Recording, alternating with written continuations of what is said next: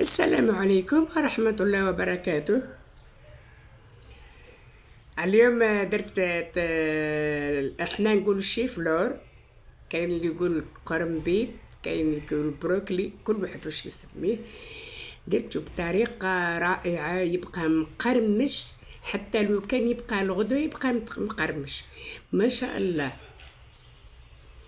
طريقة يعني خرافية. نبعدو شوية من الزيت ويلا نبداو الوصفة تاعنا. ما تنساوش حبايبي الصلاة على الرسول. لنا عندي زهرة كاملة تاع الشيفلور، يعني راس كامل كما نقولوا. نحيلو هذاك الحشيشة تاعو هذيك الخضراء، ونحطو وردات واللي الوردة الكبيرة نقسمها على زوج.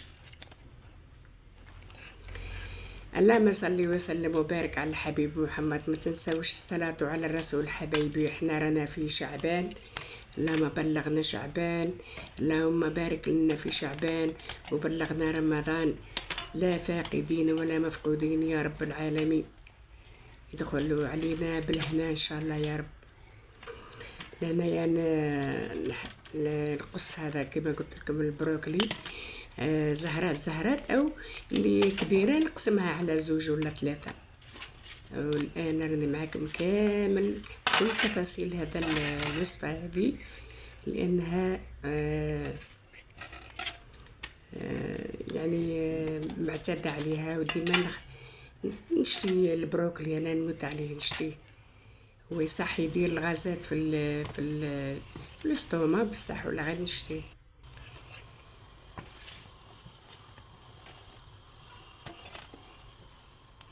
نحطو هكا على جهه ونبدا بشويه باش نجيب اللوحه. نسيتها نعتذر لكم، قصيتها لنا في الصينيه هذيك. قلت لكم اللي كبيره نحاول نقسمها على اساس تولي كي شغل ورده حتى هي هيك تكون مقصوصه كما راكم تشوفوا هكا. كان الضوء قوي معاه هي بيضه.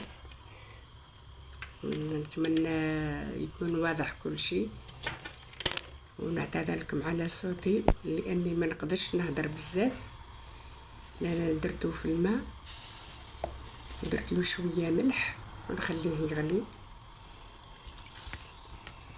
وما نخلوش يغلي مليح، نخلوه قريب يطيب باش نقدروا نستعملوه. لهنا في المقله درت شويه برك زيت ماهوش بزاف، ودرت لها شويه زبده او سمن، الشي اللي عندك. لا اله الا الله محمد رسول الله. عندي البسله قصيتها شرائح على الطول. مليح البسله البيضاء ماهيش هذه الحمراء، كانت عندي غير هذه المتوفره عندي. نحمرها مليح في الزبده هذه، والبروكلي هو يطيب.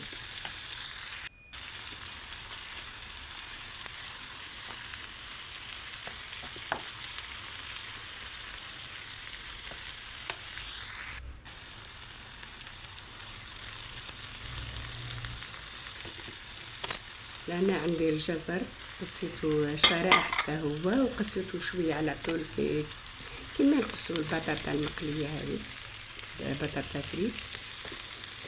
الجزر يعني يطلق الحلاوه هذيك، ينحي شويه الحروره تاع البصله وريحه البصله هكا. هنا درت التوابل ودرت شويه برك ماء ماش بزاف، وشويه طماطم خاطرش ما كانش لا لحم لا دجاج لا والو. درت نص كعبه جامبو،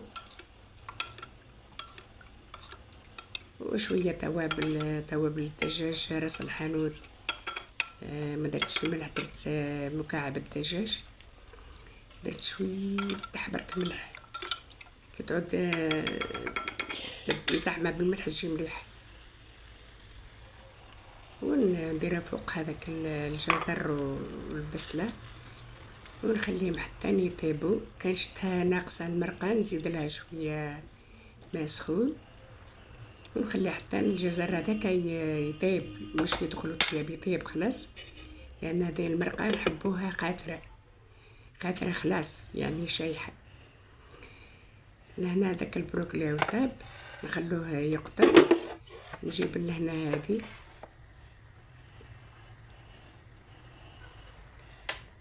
ونحاولوا نستفوا مكا باه يزيدوا يكملوا يقطروا ويتنح منهم هذاك كاش ماء وحاجه هكا، ونحاولوا نشفوه مليح من هذه الطبخ هكا المطبخ. لأنا عندي 3 بيضات، هذا اللي راح نخدم به البروكلي. اللي وصل لهنا ما ينساش اللايك حبايبي، ونتمنى يعجبكم الفيديو. الطريقه تاع الشيفلور درت 4 بيضات ما مش 3. لأنا درت شويه كركم وشويه زنجبيل ومننساوش الملح ومنكتروش باسكو الشيفلور طيبته بالملح. نحركوه مليح هذا وما نزيدولو والو، لا فرينه لا والو.